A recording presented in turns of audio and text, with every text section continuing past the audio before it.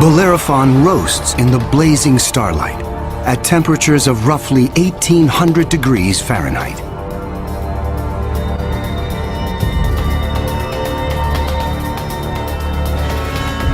It is nearly 150 times more massive than Earth and is a gas giant like Jupiter. A gas giant is a planet made mostly of hydrogen and helium. Only the outer layers are gas, but inside, hydrogen and helium is compressed to huge pressures. It doesn't resemble a gas at all. Unlike anything found in our solar system, this is an entirely new class of planet, what scientists call a hot Jupiter. If you go to Hawaii and see the lava flow there, that's how hot a hot Jupiter is. It's very hot. The Earth is a comfortable 93 million miles away from the Sun. These hot Jupiters are roughly 100 times closer, and so the amount of sunlight that they get is 10,000 times larger. If this represents a star, and this a hot Jupiter is 3 to 4 stellar diameters away from the star. So that would be 1, 2, 3. This is how close a hot Jupiter would be to its star. Hot Jupiters are tidally locked. They present the same face to the star at all times, just like the moon does to Earth. It's going to be permanent daylight on one side and permanent nighttime on the back. If I were stuck on a hot Jupiter, I'd want to be on the back side and hope that some of the heat from the front side facing the star would make its way around the back.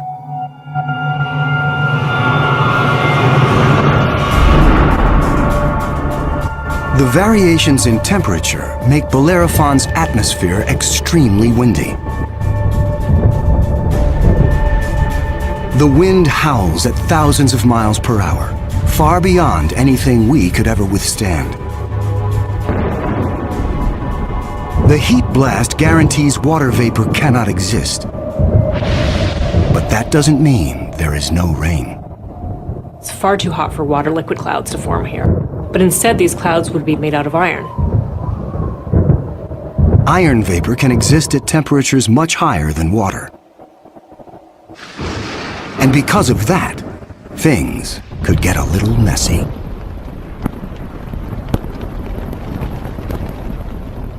You better have an umbrella that's pretty sturdy, because the iron is going to start coating your umbrella very rapidly and making it extremely heavy and just crush that umbrella.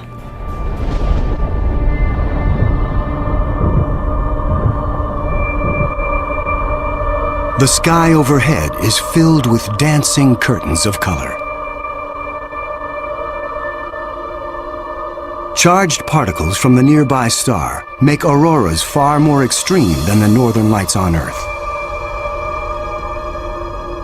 There is something even more unique about this newly discovered world. Bellerophon orbits its sun in a blistering 4.2 days. No self-respecting planet goes around a star in 4.2 days. None of the planets in our solar system take such a short amount of time. For scientists, the tiny orbit challenges long-held notions of how planets form. The fact that the planet was orbiting every 4 days was a total puzzle until one night in the middle of the night I woke up and said, well, this must be proof that planets migrate inwards. They don't stay put where they are. The key to the puzzle is found in how planets are made. Planets are a byproduct of star formation. When stars form, they have a disk of dust and debris around them, and out of that debris, planets form. Much of what we know comes from Hubble's Space Telescope, as it aims at regions like the Eagle Nebula. This interstellar cloud is studded with collapsing disks of dust and gas. A giant clump grows in the center of each disk. Temperatures reach a searing 18 million degrees. The same nuclear fusion that powers our sun is unleashed.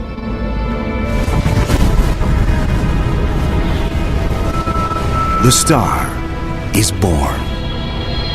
Radiation from the star generates a stellar wind that sweeps away leftover dust and debris. Some of the dust survives and remains in orbit around the newborn star. Over millions of years, the dust sticks together, forming knots that grow into asteroids, and the asteroids grow into planets.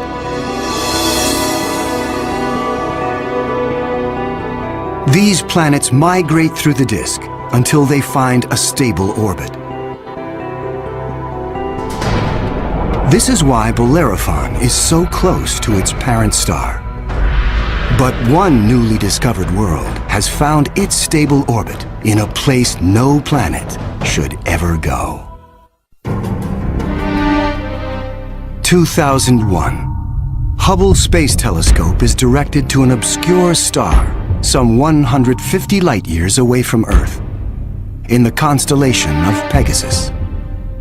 This is the same region where Bellerophon was found 6 years earlier. Hubble is tracking another hot Jupiter, discovered by astronomer Jeff Marcy. But this one is different from Bellerophon. You've probably heard of the planet HD 209458b. It's a terrible name. A terrible name for a terrible place. HD 209458b has been dubbed by some as Osiris, after the Egyptian god of the dead. Osiris is over 200 times more massive than Earth. It has migrated perilously close to its sun, at a mere 4 million miles from the blazing solar surface. Osiris broils in a planetary hell. The average daily temperature on Osiris is over 2,000 degrees. Forget global warming. This is global frying, and it causes Osiris to lose an estimated 550,000 tons of air every second. There's a leak of gas, a steady stream of hydrogen and helium, and that's making a big, huge cloud all around the planet.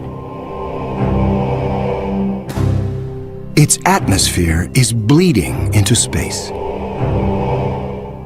Scientists speculate that a colossal trail of gas spirals behind the planet for thousands of miles. Osiris presents an unprecedented opportunity for astronomers. Using Hubble, they analyze the alien planet's bloated atmosphere.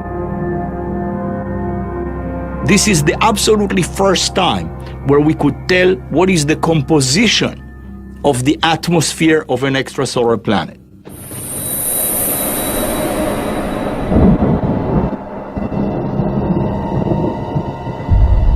Surprisingly, Hubble detects many of the basic chemicals needed for life. Sodium, carbon, hydrogen, and oxygen. But Osiris is far too hot for life as we know it. There may be other forms of life, however, that thrive on higher temperatures.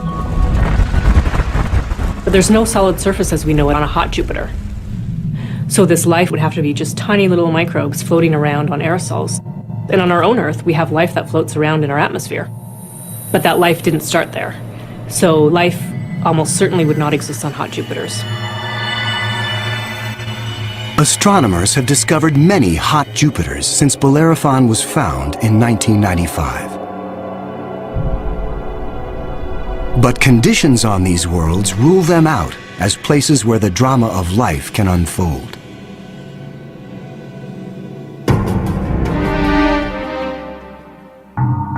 One of these gas giants is a planet that teases the rules of evolution.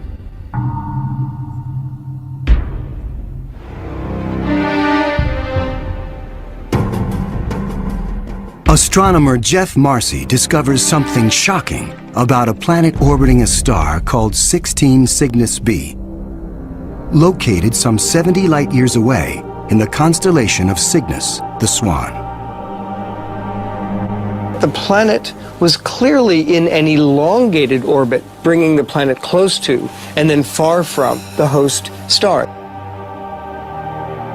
And this, of course, defied our expectations based on our own solar system, where all of the planets go around our sun in nearly circular orbits like phonograph grooves in a record.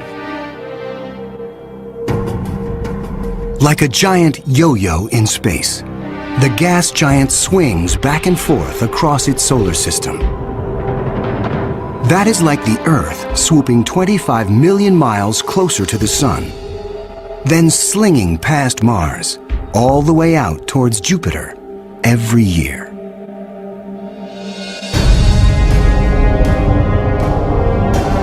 And like all of the gas giants in our solar system, this yo-yo planet might have an entourage of moons. Marcy speculates that one of these moons could be similar to Earth. And here's where the interesting story begins. Imagine a rocky moon with lakes, oceans, maybe streams and waterfalls on the surface. The moon orbiting its planet, the two of them orbiting the host star. Unlike the airless moon that circles the Earth, this moon is a world with extreme seasons. On Earth, the seasons are caused by the tilt of our planet. Here, they are caused by the elongated orbit. These poor planets that are in these elongated elliptical orbits suffer terrible changes in their climate throughout a year. As they make their closest approach, the yo-yo planet and its moon are blowtorched by the star. Summer begins. The atmosphere on the Earth-like moon is savaged with raging storms. Category 5 hurricanes on Earth are tiny eddies compared to the monster vortexes that form here.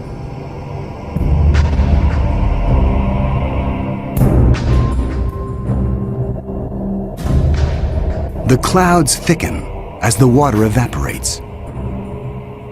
Temperatures rise dramatically. Any water or gases would heat up, and indeed the oceans would boil into steam, so you'd end up with a big steam bath.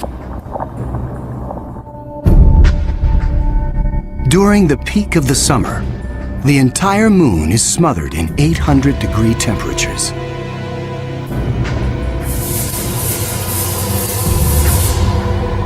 This is the closest approach to the star. During its 26-month orbit, the summer season is barely 2 months long. But what a season! The planet and its moon swing away from the furnace of the star. Temperatures fall to ranges we would find temperate and comfortable.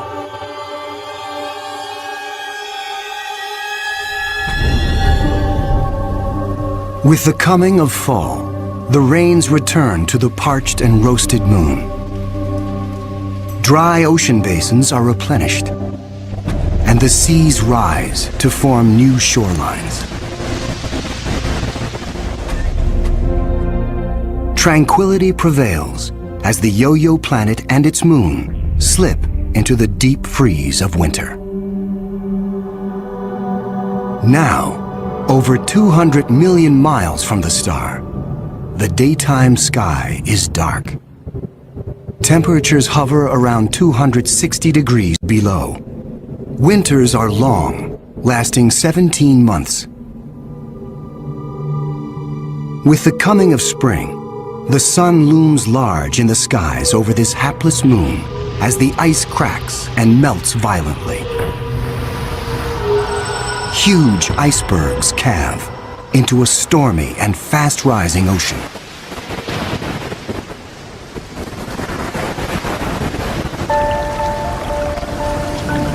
For 2 preciously short periods, during the spring thaw and the autumn rains, the climate on this Earth-like moon is balmy and comfortable.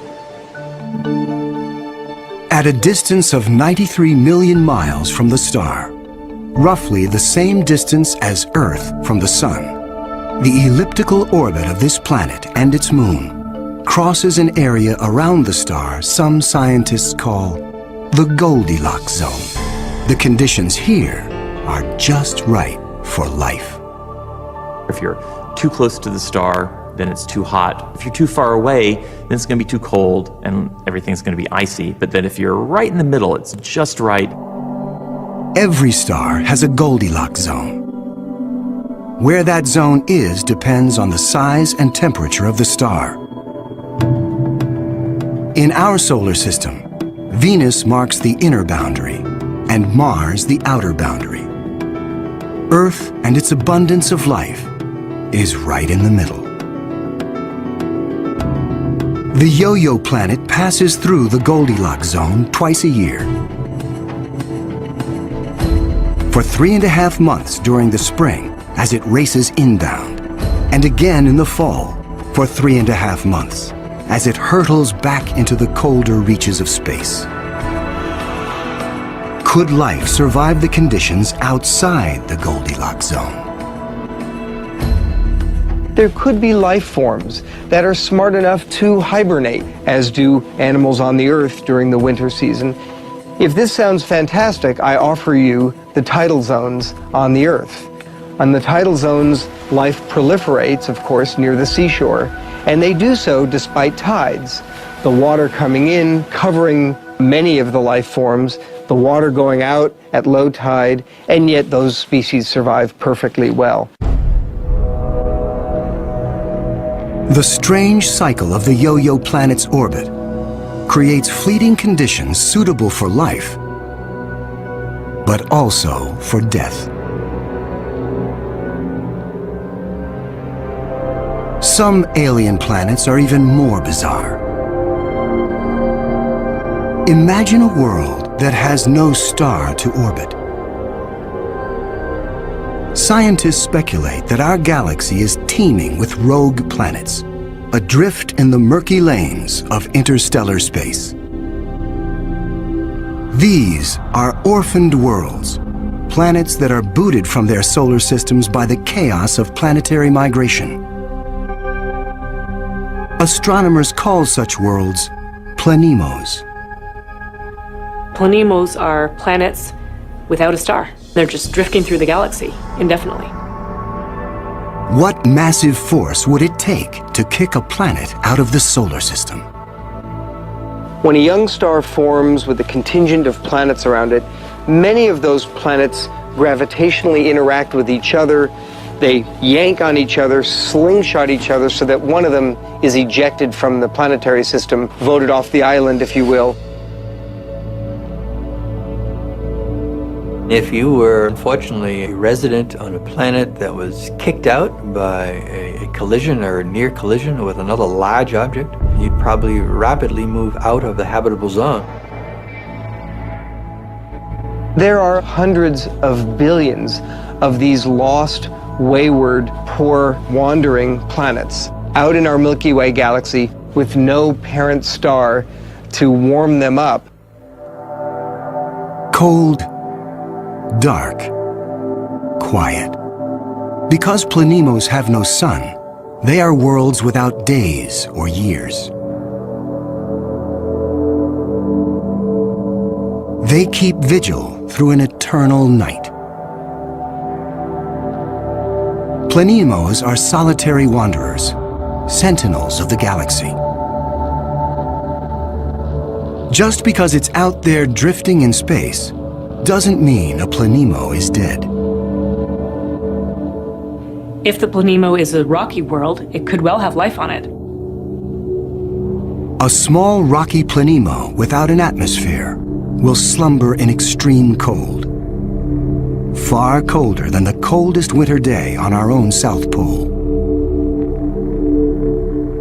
But a planemo large enough to retain an atmosphere traps the heat generated when the planet was first formed. It is the ultimate greenhouse effect. The heat and energy comes from the molten core deep inside the lonely planet. If the Planemo is a gas giant like Jupiter, it may have a system of moons. The gravitational pull between the Planemo and its moons creates friction, causing the interior of the moons to stay warm. These moons could also have life on them, in the same way that Jupiter's moon Io has volcanoes and has a lot of heat energy being generated by interactions with Jupiter and the other moons. If anything lives here, it will be single cells, like common bacteria found on Earth. Not complex life forms. Without a sun to provide photosynthesis, these tiny organisms derive their energy from the chemistry in the soil of the Planemo, or its moon. On Earth, there are similar conditions. Colonies of bacteria are found deep within mine shafts in South Africa. They have no access to oxygen nor light, and survive entirely on the chemicals they make from the surrounding dirt. Their metabolisms are extremely slow, and they reproduce only once every 1,000 years. If life dwells on a sunless Planemo, it could be organisms like them, marooned when their planet was young. While Planemos slumber undisturbed, there are worse places to be in the universe. Like in the company of this lethal pulsar, some 980 light-years from Earth, in the constellation of Virgo. From afar, a pulsar looks like a blinking light. But up close, pulsars machine gun their surroundings with deadly radiation. They are no place for planets. Yet something interferes with the precision of this pulsar. One explanation is that the anomaly is caused by a planet. But many astronomers are skeptical that planets orbiting a pulsar can exist. The reason that's a problem is because pulsars are formed in these incredible explosions. When a red giant star explodes, a titanic fireball known as a supernova unleashes as much energy in 1 minute as our sun generates in its lifetime.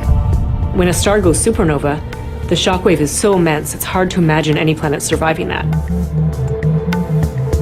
When the cosmic dust clears, all that remains is the crushed core of the red giant, pulsing in the heart of an expanding debris field.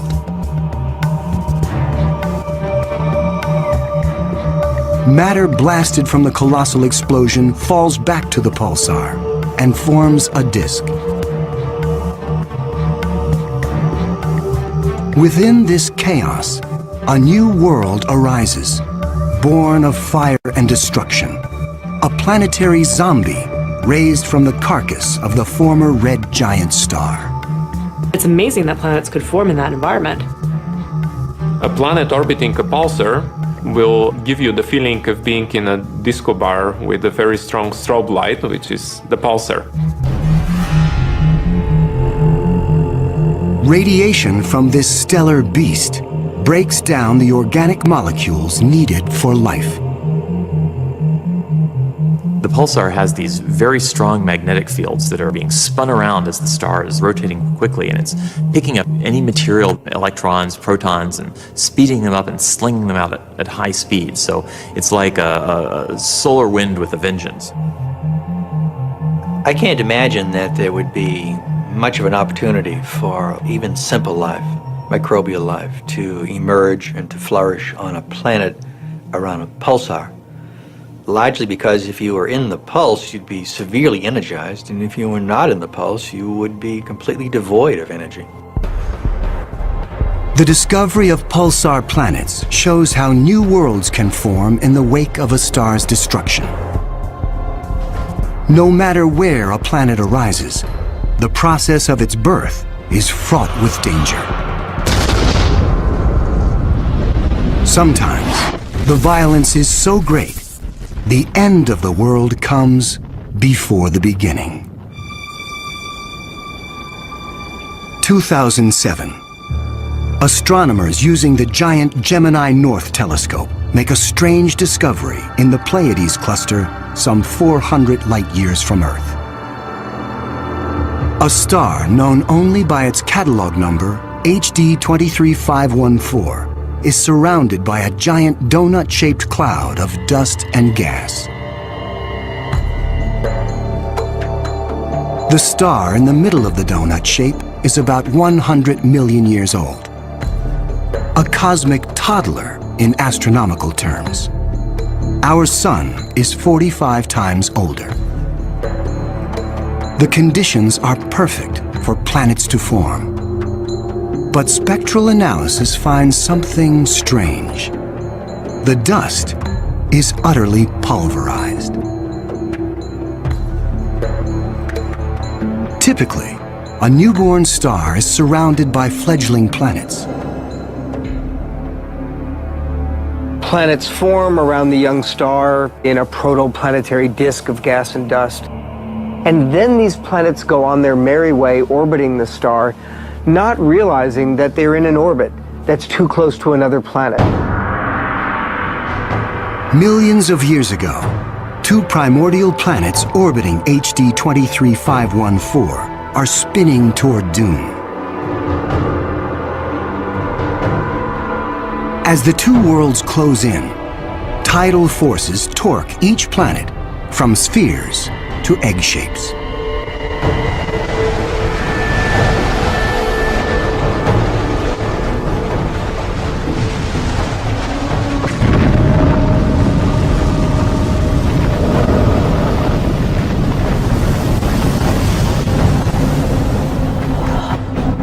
Nothing remains. The two worlds are annihilated, creating the dust and debris seen around star HD 23514. 4 billion years ago, a similar apocalypse came to Earth. A Mars-sized planet forms in roughly the same orbit as the newborn Earth. Like the planets at HD 23514, Earth and this Mars-sized body are barreling toward each other. If you happen to be unlucky enough to be standing on a growing planet when it was in the process of still becoming the Earth, you might wake up one morning and notice that the sky was getting darker and darker as a Mars-sized body was coming at you within a period of less than an hour.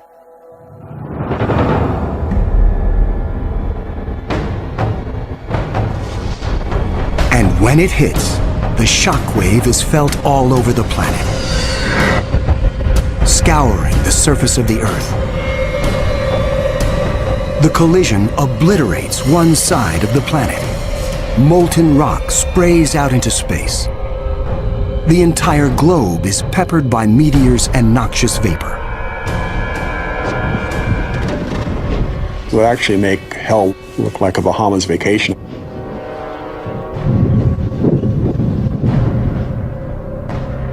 The debris field from the collision coalesces and forms our moon.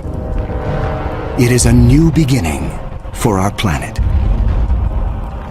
Collisions are part of the birth process for planetary systems. Building up a terrestrial planet is probably all about colliding pieces of rock together. And all across the galaxy, colliding pieces of rock are forming terrestrial worlds that defy the imagination.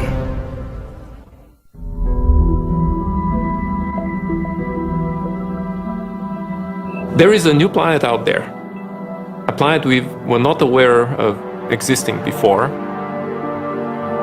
It is not just one planet. It is a new type of planet. Earth on steroids. I like to call them super Earths. They're just like the Earth, except bigger, up to about 10 times the mass of the Earth. One family that the super Earths resemble, just like our own Earth, continents, oceans. Some of them may be very dry, like Mars. And then another family that we call water worlds or ocean planets that are completely covered with water. Welcome to Gliese 581c.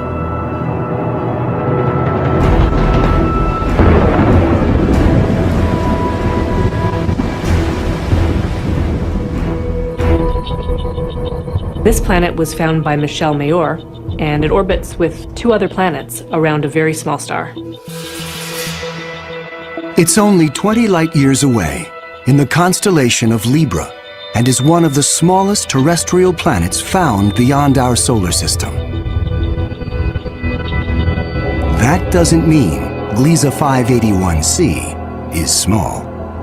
It's still a super-Earth with 5 times the mass of our home planet. But it's the possibility of liquid water that excites scientists. An ocean planet feels like being in the middle of the Pacific Ocean, with no land inside, just water, puffy white clouds, and blue sky above you. The winds on the ocean world are going to be similar to that of the Earth. So it will be a very good place to sail. The weather's absolutely perfect. Every day you get a clear blue sky and the sun just stays in the same place. Now how's that for weather prediction? No land anywhere. Even miles beneath the surface. This water layer would extend very far down, at least a quarter of the way down in the planet. But as we dive deeper into the sea, the pressure builds. At 35,000 feet below the surface, we pass the point where the deepest oceans on Earth bottom out. We pass the 100,000-foot mark.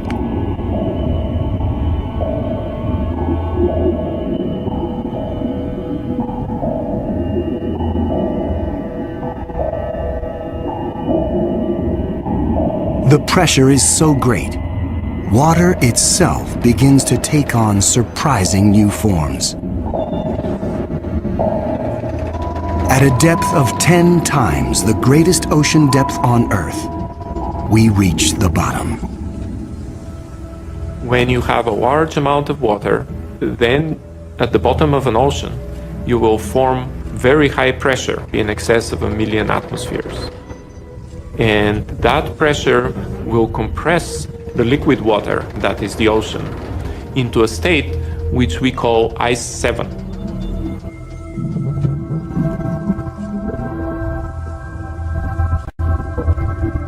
No, it's not like ice in your refrigerator. The molecules of water that are in the ice in your refrigerator are kind of all jumbled up. But if you form ice under very high pressure, then the water molecules can become ordered, they can become aligned.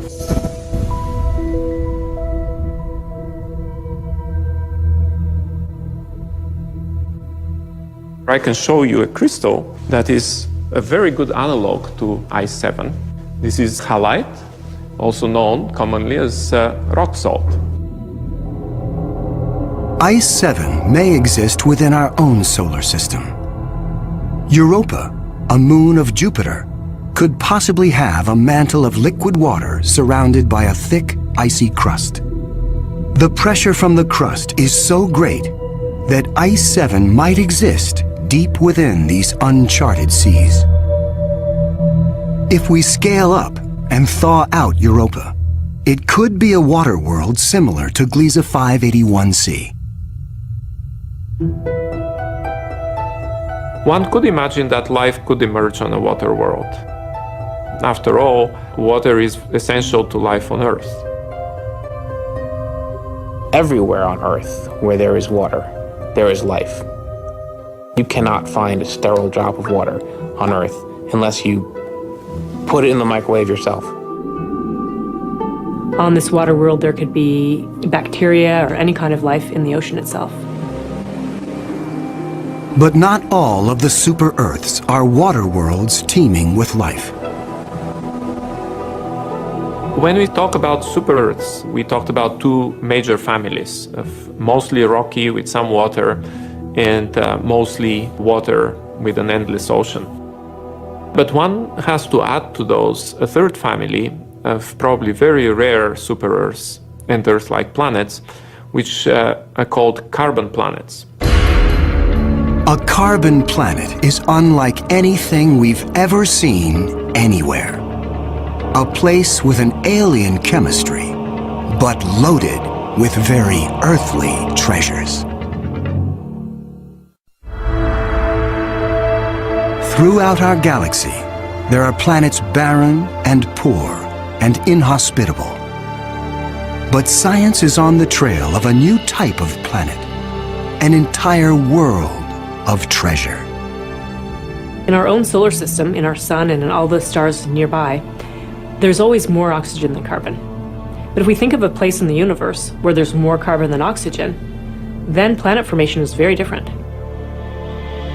Spectral analysis shows carbon to be far more plentiful, 26,000 light years away near the center of our galaxy. Planets that form here may contain a rich abundance of carbon. The morning sky on a carbon world would be anything but crystal clear and blue. I'm picturing a yellow haze with black clouds of soot. And as you descended farther down in the atmosphere, I could imagine lakes that were made out of compounds like methane or gasoline. I'm picturing these bubbling, foul-smelling pits of black ooze, like an oil well. With little or no water in the atmosphere, the air is made of carbon compounds. Methane, butane, pentane, benzene, all these different kinds of carbon compounds that separate out when you refine gasoline. One day it might be raining benzene. The next day it might be raining butane. Alien as carbon planets might seem, the air quality could be familiar to some. The air in a very benzene-rich planet will resemble that of LA. A lot of smog particles that unfortunately we are quite used to from the exhaust of cars. Despite the pollution, carbon planets could come with a sparkling upside. You might see diamond because the planet may have substantial quantities of pure carbon that it's formed out of. And pure carbon, when you compress it, tends to form into diamond. The secrets of exotic planets like these are waiting to be discovered all across the galaxy. But astronomers won't be satisfied until they find the Holy Grail. A planet like our own, one that sustains life, the next Earth. People always ask me, do I think we're going to find another planet like Earth? And I answer, absolutely. Every star probably has planets roughly the same size as our Earth. We think that essentially every star has several Earth mass or super Earth mass planets. So if you have, say, 200 billion... We're looking for people to share their abduction story, insight on possible theories. The Malaysian flight 370, it's been over a month and a half now. It's still missing. Not a trace, no sign of Malaysian airline. What's going on? Let's go to area code 562. Welcome to Third Phase. Tell us your name and where you're calling from. Hey, I'm Mike Pollock.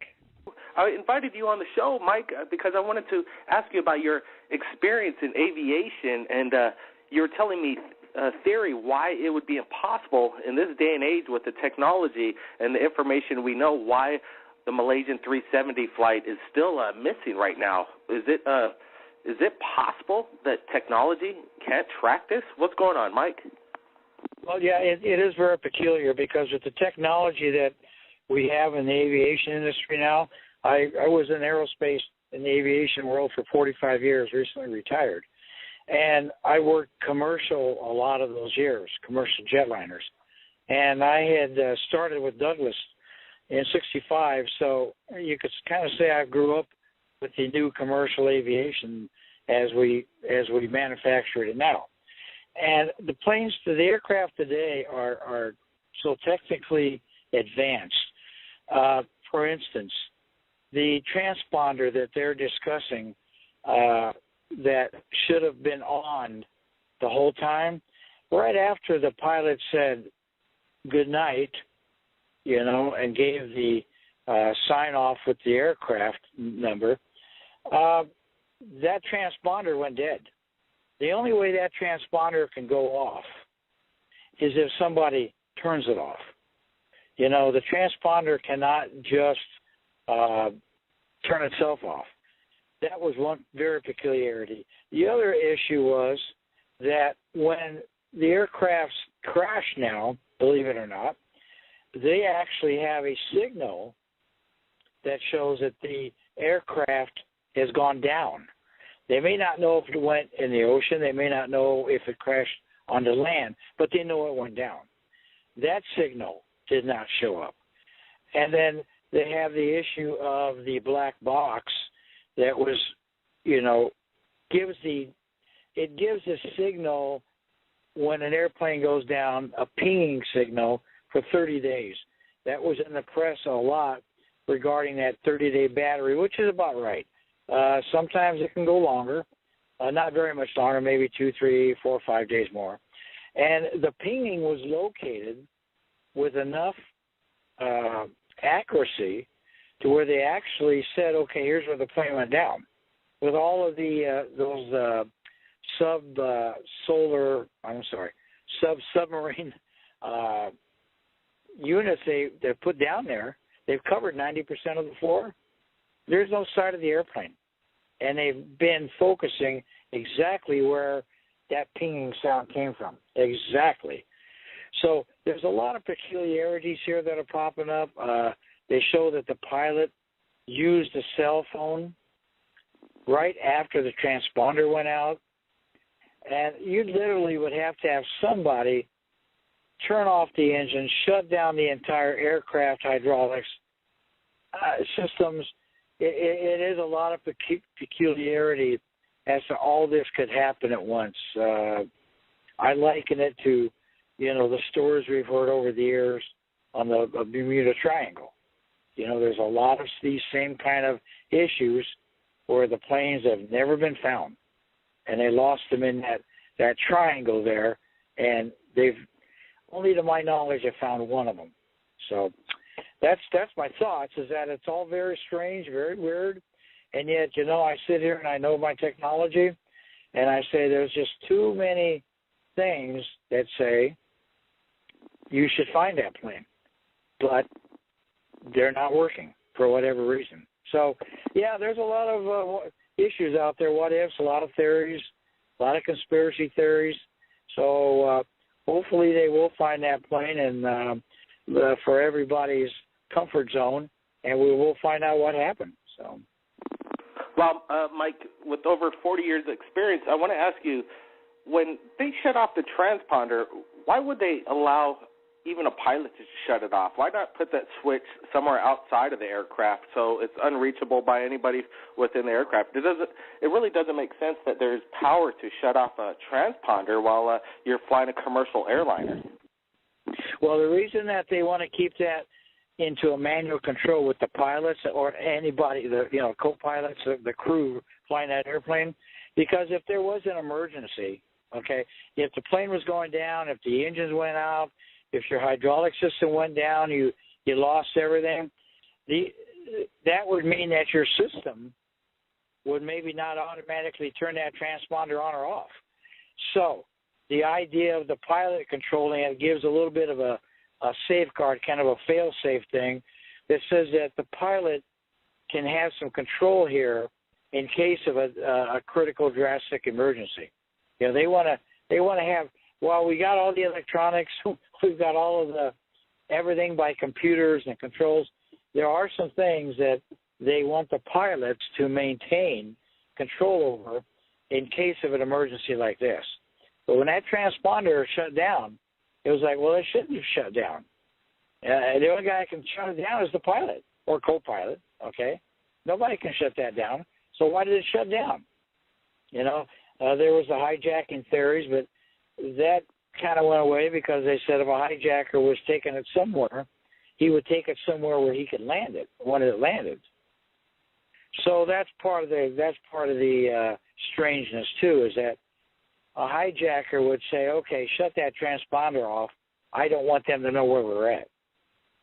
Okay, I'm going to take you to so-and-so, and I don't want them to know where I'm taking you. All right?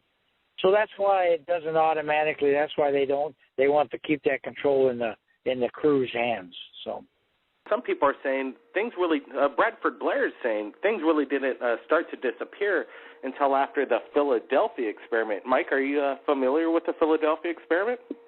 Yeah, I am. I'm very familiar with that. And that was an interesting, they did a movie on that. And, that was a very interesting experiment. And, some of that, in fact, most of that is still it's not public information. I'm going back to the word stealth. That was probably one of our first entries into experimenting with stealth technology. All right? And can we make that ship, that destroyer, disappear so that they do not see it on radar? It's an unknown thing, but they tried that actually with submarines for a while. Can we make that submarine disappear so that it doesn't show up, that they can't see us coming into port, So, yeah, that technology, the stealth technology, in recent years on the various bombers and various fighter planes, including our newest F-22, is a stealth technology. But that goes back to the 40s, in fact, late 30s. So, in fact, another note on that, the Germans were working on that in the 30s as well, the German scientists. So, it's been something that's been out there, and I know a lot of people say, wow, it just disappeared. How can that happen? But the 777, while it's a great airplane, a fantastic airplane, in fact, does not have a stealth technology to it to make it disappear off of radar. So, well, right here in the flash chat, Mike, even Skylar Anitizo was saying that, and I recall this as well in the news, that there was some kind of UFO spotted somewhere at the same time the flight disappeared. Not necessarily saying UFOs from another planet, but UFOs in general. It was stated in the media. Did you hear anything about that? Also, everybody stand by. We're going to get into callers. I just want to get Mike's opinion on this. You know what? I read about it. I saw it online, and I thought it's interesting because I don't want to call it coincidental, but it is coincidental sometimes. When these things happen, there are additional UFO sightings, And so, you have to say to yourself, well, maybe there is something to it, I'll be honest with you, I am not a UFO follower, okay? Although I have some of my retired engineer friends that are, So it's an interesting concept, but it is interesting that it's coincidental that at the same time this happened, UFOs were spotted. Some of those in those areas in the Indian Ocean area. So I don't know what more to comment or say about that one. Well, Mike, I really appreciate you joining us right here at Third Phase of Moon. Even Inside Edition did a special on the missing flight, and they mentioned Third Phase in regards to theories that people have shared with us right here at Third Phase and their opinions of what happened to the missing flight. And there's right here somebody saying, Kevin Baird is saying that there was actually a UFO a mile in size that was spotted in the area. Now, that doesn't sound like one of ours, but Mike, I appreciate your insight. I know you've worked in aerospace for over 40 years. Is there anything that you could share with us? I know you have a top secret clearance. Is there anything that you could share publicly that maybe nobody's ever heard of before in regards to, maybe DARPA? DARPA's out there. We did a special on DARPA, these conceptual plane designs, and they're conceptual. I really think they exist now. Do they exist? Are they flying these things as of now and not really letting us know about them? Well, you know what? The only thing I could say about that is that, you know, there are developmental, experimental programs going on out there that are under a veil of, you know, confidentiality and secrecy that can't be talked about. And I think when the time is right, they'll come out and discuss some of this.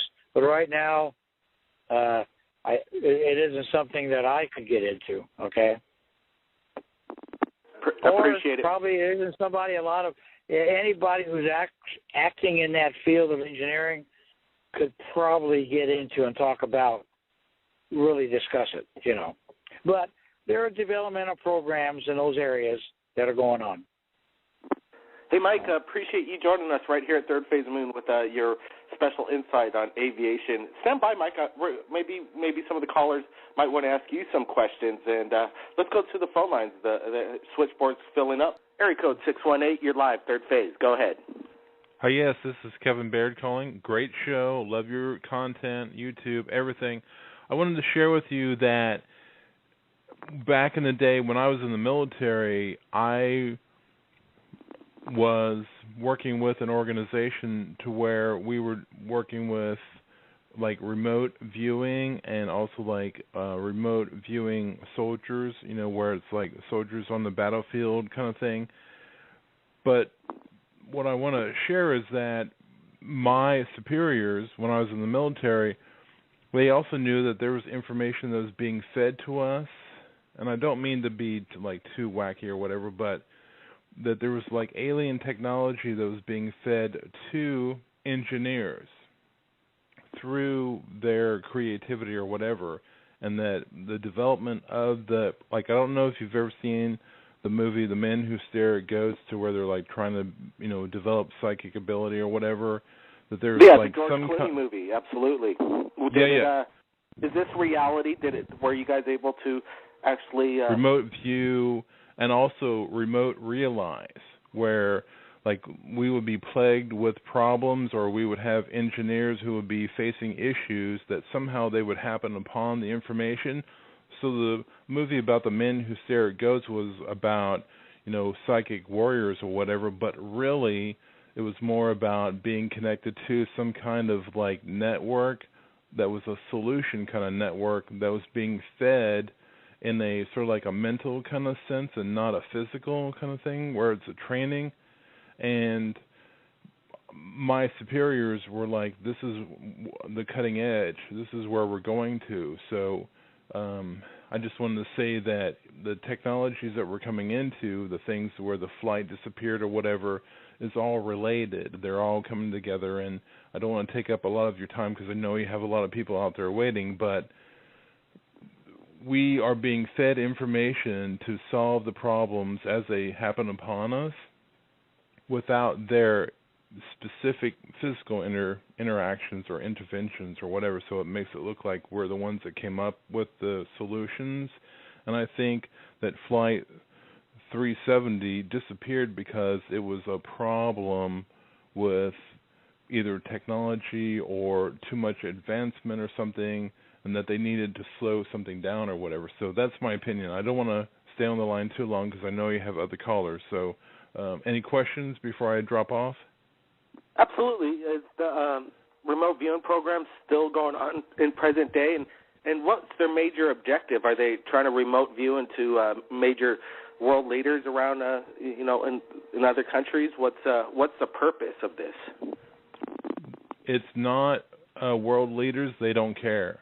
It's more about realizing technology, but having it be introduced into our society in a palatable method, not one to where the grays come in and say, okay, here's a special microwave oven or a special kind of automobile or whatever.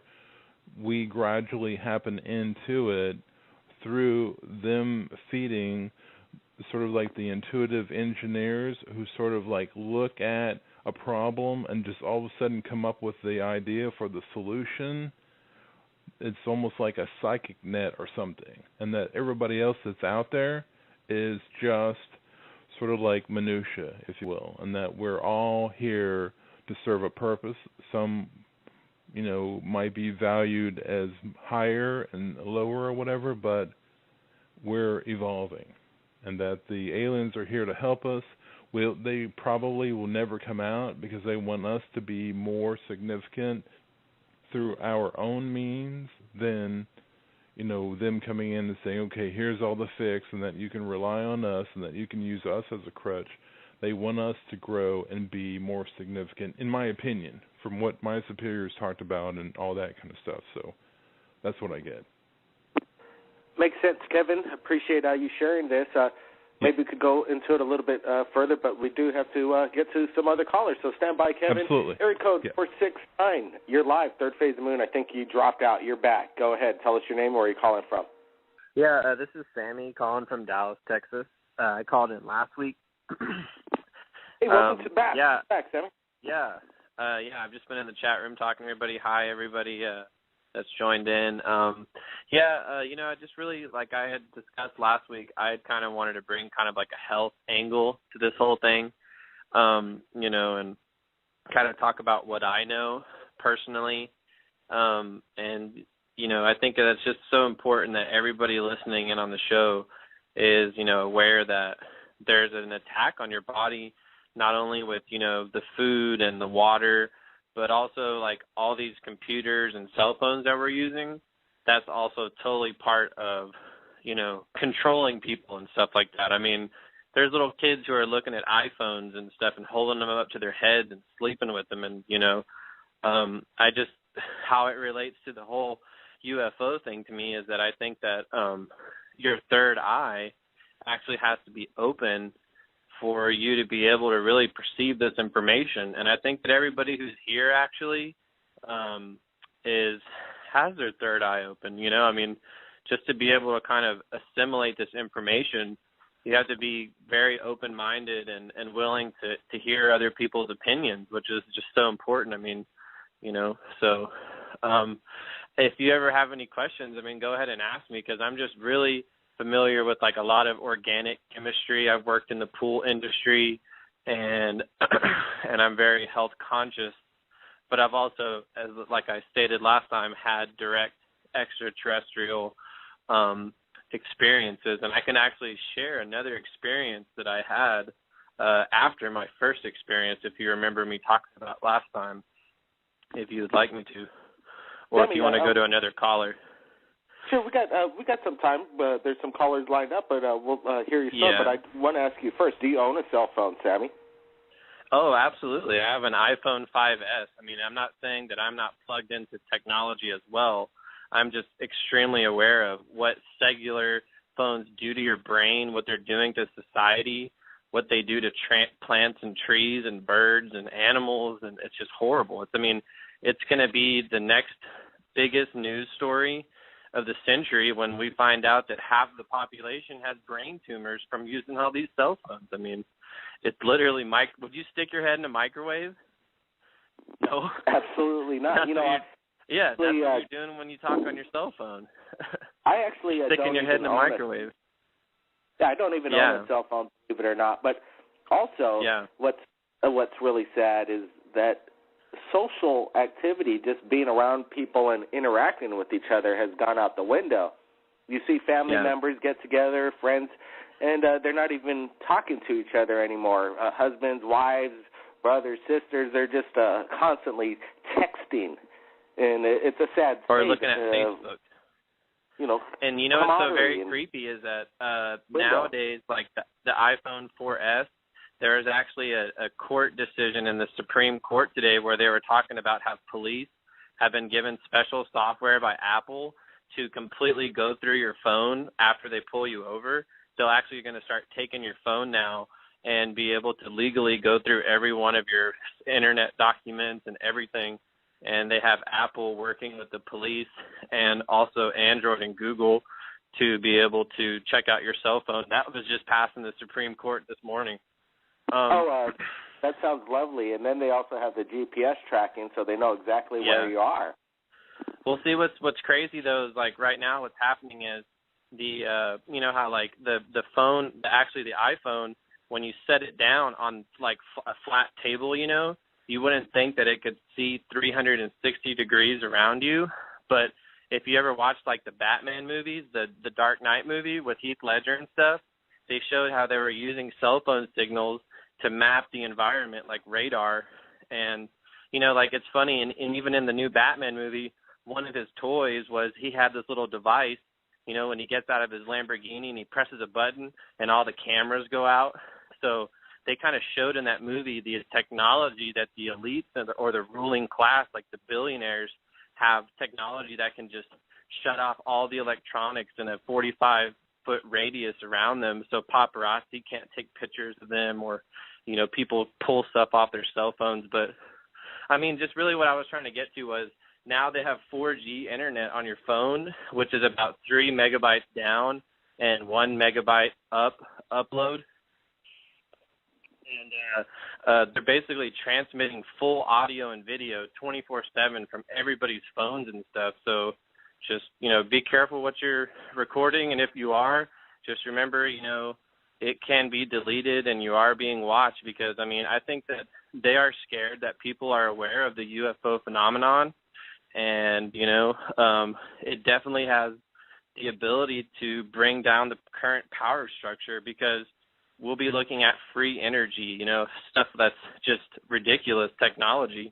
And I think that I've met people who are very into Tesla and Tesla technology, and, you know, that's what some of these UFOs could be. They could be Nazi Hanabu 1s and Hanabu 2 Tesla upgraded, you know, futuristic Tesla stuff. So I'm always going to keep an open mind. I really appreciate you taking my call, Blake, and I'll be listening. All right, Sammy. Hey, no problem. What I found interesting on The Dark Knight was that's when Morgan Freeman told Batman that he's going to work for him just this once, because Batman wanted to go after the bad guy and hook up into the system and look at everybody's information. And Morgan Freeman didn't want to have anything to do with that technology. It was just a little too much and overbearing, and a little bit too much of a power as one individual or a corporation could have. And it gets kind of scary when the Supreme Court's going along with this kind of stuff. I think we have Elizabeth, she captures all kinds of orbs and flying saucers and capturing it on video. What's going on, Elizabeth, in your part of the area in the country? Anything new going on? Sure. Did you get the picture I just sent you with the little creature in the front of the candle? Let's take a look. Okay, we're live.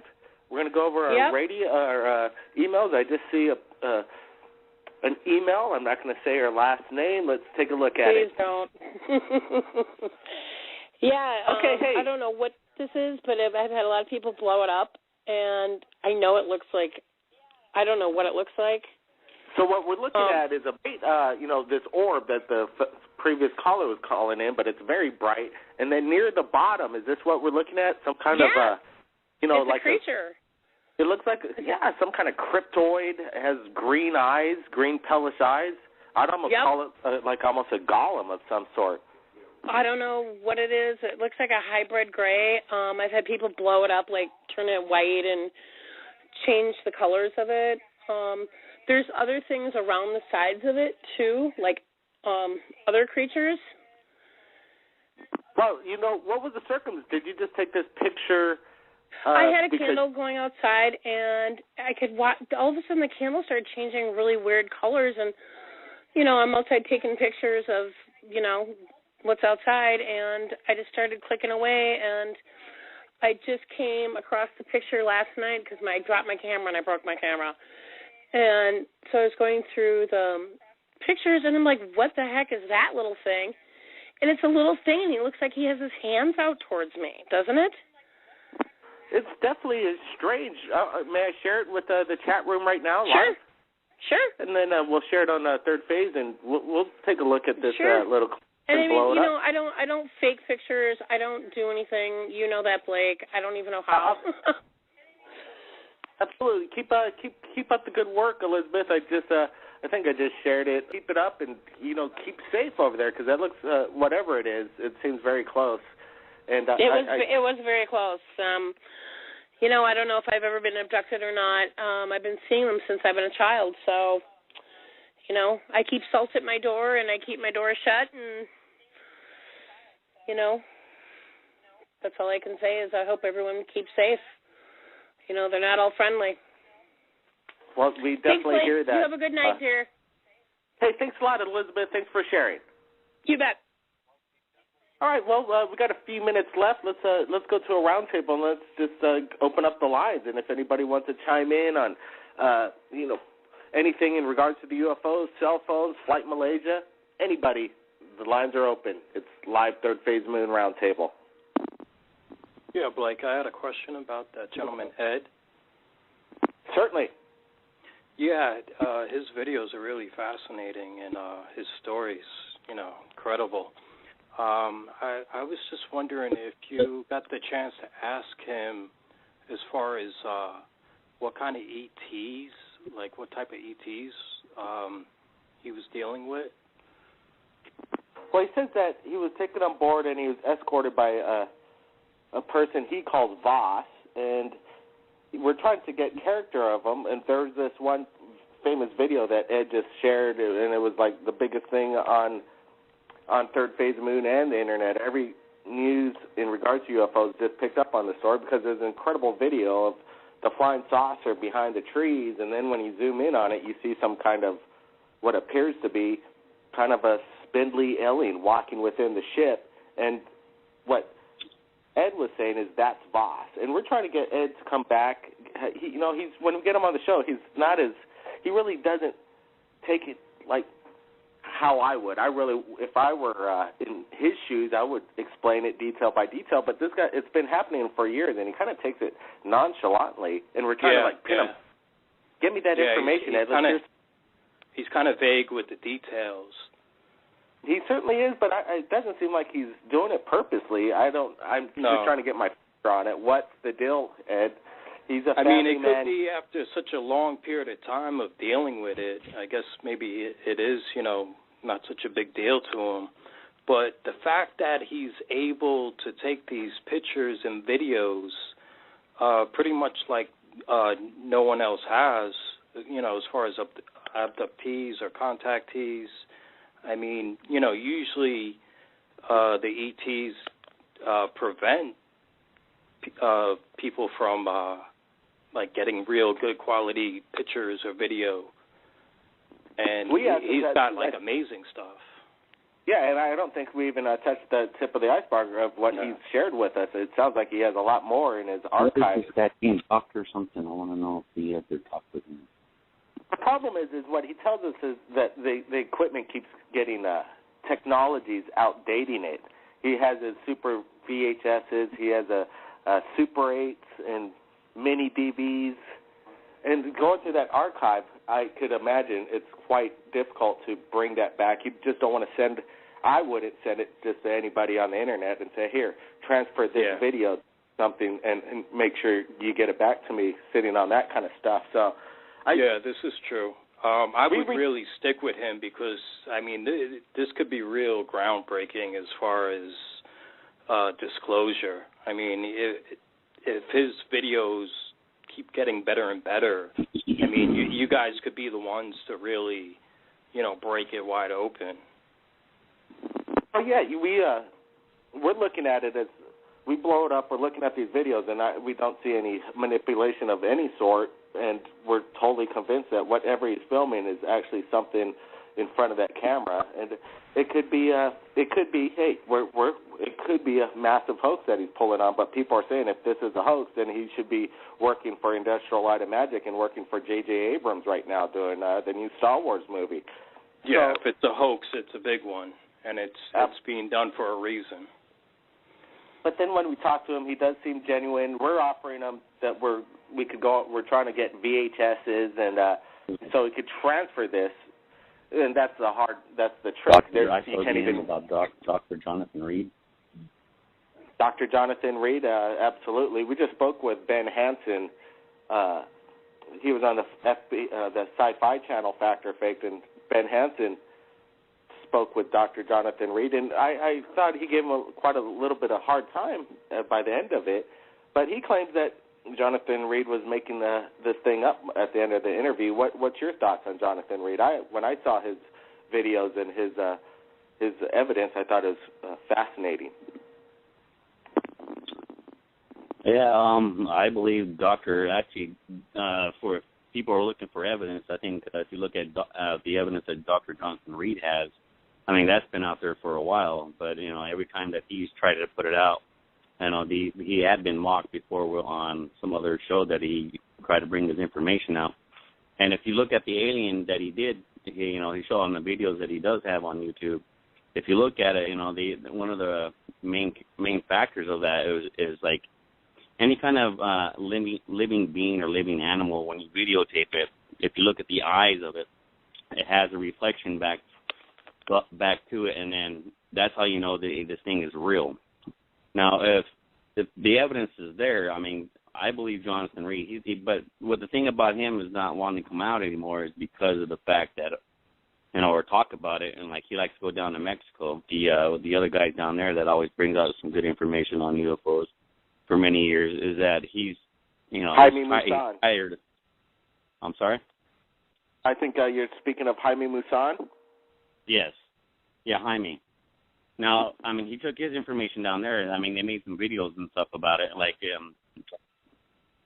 it's almost kind of hard to believe, like, with the artifact, he does have that bracelet that he puts on, but, I mean, how can we say that it's not? I mean, he put it on before, and that type of technology we've never come across, and so, in my eyes, is like, I believe Dr. Jonathan Reed. I mean, the stuff that he's come out with, the video, the recordings that he had, the interaction with the alien, I mean, that, to me, with the alien, like I said, with the eyes, where you can see the reflection back when, just like at nighttime when you see an animal where it has a reflection back from the pupils, that's how you know that this thing is real. And to be mocked like that all the time, and I think that's the problem with this guy. I think what's the name, Ed, with the stuff that he's coming out now that you're talking about, with his UFOs videos that he had. Those are actually very compelling as well. I mean, I look at that stuff, and that's the one I kind of put on your YouTube. It's like, if you look at where it's turning, if you look at the door, I mean, it looks like the inside of the ship, and that's some pretty amazing video that he does have. Well, absolutely. You, like I said, we look at it close. You can see the chambers from within, and I if it's a 3D model, then again, it's state of the art. When I look, I could even the state of the art movies right now. You look at them, you could still see the CGI within the video. You don't see it here, and like I said, I think whatever he's filming, he's actually there. I'm going to invite a person who's just joined us here. They're going by the name of Live on Third Phase. Welcome to the show. Anything you want to add in on some of Ed's footage or Jonathan Reed's videos? I'm more fascinated with Ed's videos because we have direct contact with Ed. Unfortunately, we've been trying to get in touch with Mr. Jonathan Reed, and if anybody out there has any connections, we'd like to have him on the show and have him share his story and if he has any more evidence. Live, are you there? I guess Live is kicking back, eating some potato chips. So that's pretty good thing. Hopefully he has some guacamole with it. But, yeah, we're looking to get Ed back and get some more information. He is a conservative family man, and he does want to remain anonymous. We've asked him multiple times to, hey, let's do a Skype interview. Let's get you coming out so we could get on location on some of these things. And he's pretty much adamant that that's not going to go down, but we definitely we're wanting to pin him on a little bit more background with his association with Voss, what's it like to be on the ship, and more footage and more analyzation from you, the public. But I also wanted to bring up the Truth Seeker. I wish he, number one, joined us tonight because I wanted to go over that it's not a video, it's actually a photograph from Curiosity Mars, and it's a 1 billion pixel. We're going to share the link on Third Phase when we show this photo that we're looking at right now below to let everybody know this is an actual NASA photo. But one thing I like about the Truth Seeker, number one, is like this is a major panoramic vision, and it's a major file. So meticulously, he looks over this, and he finds this, what appears to be an alien with a ray gun. We enhanced it. We did our own thing to enhance and bring out this alien with a ray gun. We're letting everybody decide. We thought it was quite interesting. Is NASA covering up possibility of life on Mars? There's a lot of anomalies coming out of Curiosity. Ships, strange lights, creatures, lizard-like creatures, fossilized dinosaurs, graveyards, you name it, it's all on Mars. We're not exactly sure what's going on, but we appreciate the Truth Seeker #1 going out there and everybody else submitting their incredible videos and doing their homework. And we're sharing this picture right now on Third Phase, and everybody will see it on YouTube. I wanted to thank everybody for joining us right here on Third Phase, and I'll give everybody one last line if they want to say anything.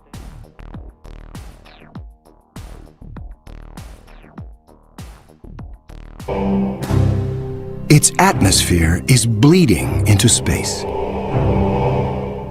Scientists speculate that a colossal trail of gas spirals behind the planet for thousands of miles. OSIRIS presents an unprecedented opportunity for astronomers. Using Hubble, they analyze the alien planet's bloated atmosphere. This is the absolutely first time where we could tell what is the composition of the atmosphere of an extrasolar planet.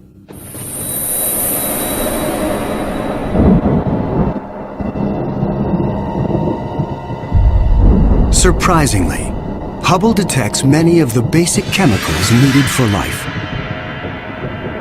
Sodium, carbon, hydrogen, and oxygen. But OSIRIS is far too hot for life as we know it. There may be other forms of life, however, that thrive on higher temperatures. But there's no solid surface as we know it on a hot Jupiter. So this life would have to be just tiny little microbes floating around on aerosols. And on our own Earth, we have life that floats around in our atmosphere. But that life didn't start there. So life almost certainly would not exist on hot Jupiters. Astronomers have discovered many hot Jupiters since Bellerophon was found in 1995. But conditions on these worlds rule them out as places where the drama of life can unfold.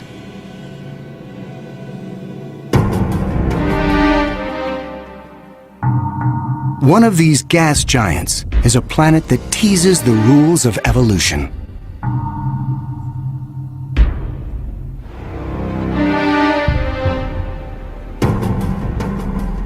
Astronomer Jeff Marcy discovers something shocking about a planet orbiting a star called 16 Cygnus b, located some 70 light-years away in the constellation of Cygnus, the Swan.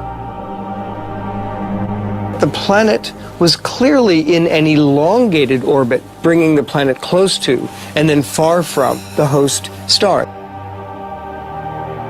And this, of course, defied our expectations based on our own solar system, where all of the planets go around our sun in nearly circular orbits like phonograph grooves in a record.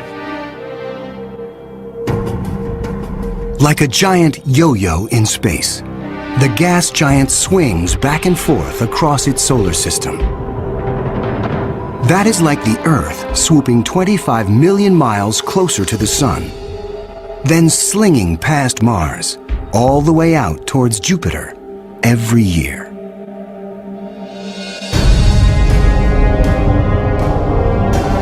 And like all of the gas giants in our solar system, this yo-yo planet might have an entourage of moons. Marcy speculates that one of these moons could be similar to Earth. And here's where the interesting story begins. Imagine a rocky moon with lakes, oceans, maybe streams and waterfalls on the surface. The moon orbiting its planet, the two of them orbiting the host star. Unlike the airless moon that circles the Earth, This moon is a world with extreme seasons. On Earth, the seasons are caused by the tilt of our planet. Here, they are caused by the elongated orbit. These poor planets that are in these elongated elliptical orbits suffer terrible changes in their climate throughout a year. As they make their closest approach, the yo-yo planet and its moon are blowtorched by the star. Summer begins. The atmosphere on the Earth-like moon is savaged with raging storms. Category 5 hurricanes on Earth are tiny eddies compared to the monster vortexes that form here.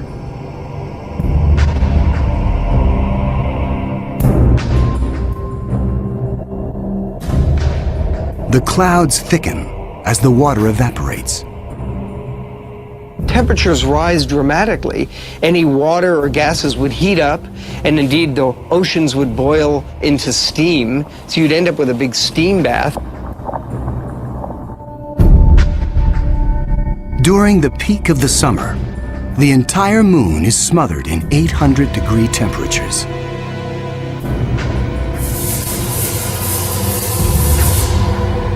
This is the closest approach to the star. And reproducible, confirmable evidence of the existence of a planet around a sun-like star.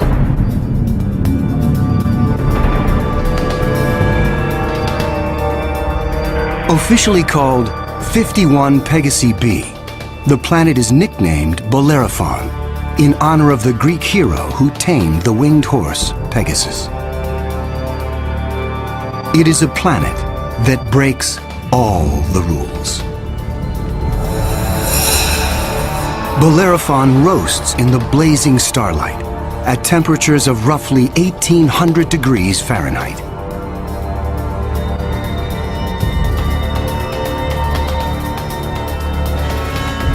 It is nearly 150 times more massive than Earth and is a gas giant like Jupiter. A gas giant is a planet made mostly of hydrogen and helium. Only the outer layers are gas, but inside, hydrogen and helium is compressed to huge, huge, huge pressures. It doesn't resemble a gas at all. Unlike anything found in our solar system, this is an entirely new class of planet, what scientists call a hot Jupiter. If you go to Hawaii and see the lava flow there, that's how hot a hot Jupiter is. It's very, very hot. The Earth is a comfortable 93 million miles away from the Sun.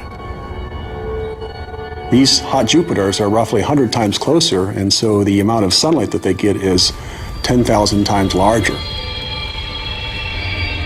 If this represents a star, and this a hot Jupiter is 3 to 4 stellar diameters away from the star.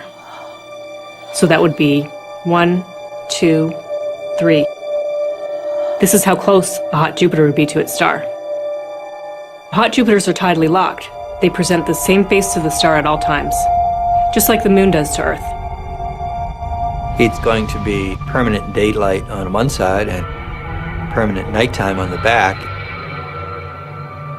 If I were stuck on a hot Jupiter, I'd want to be on the back side and hope that some of the heat from the front side facing the star would make its way around the back.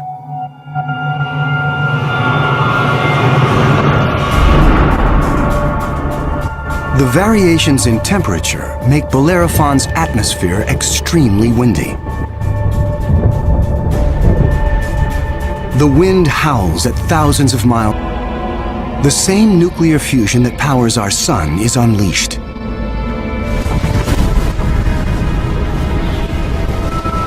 The star is born.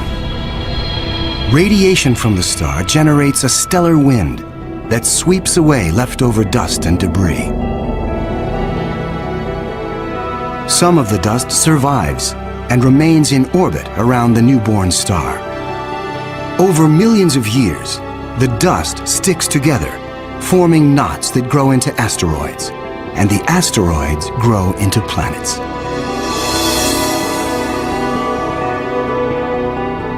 These planets migrate through the disk until they find a stable orbit.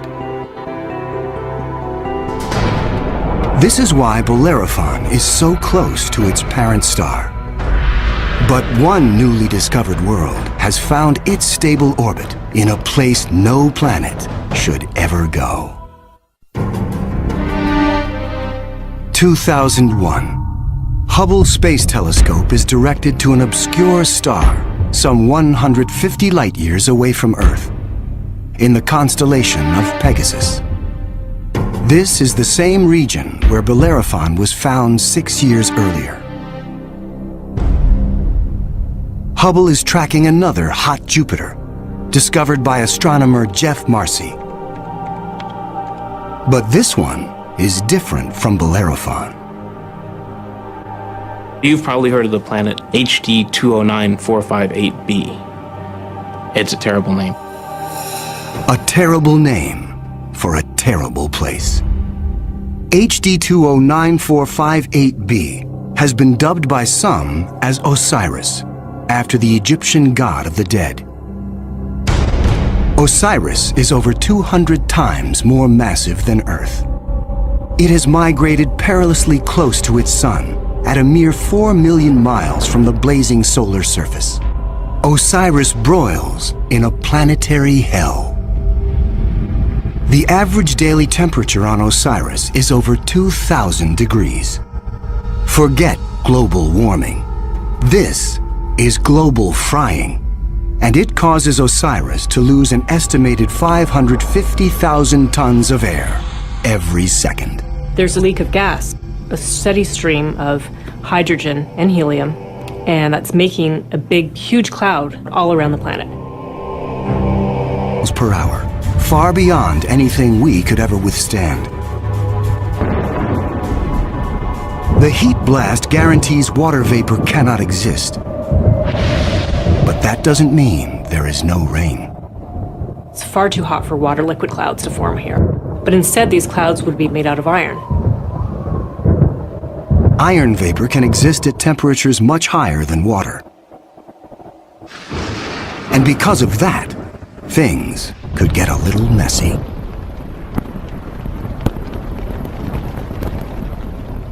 You better have an umbrella that's pretty sturdy, because the iron is going to start coating your umbrella very rapidly and making it extremely heavy and just crush that umbrella.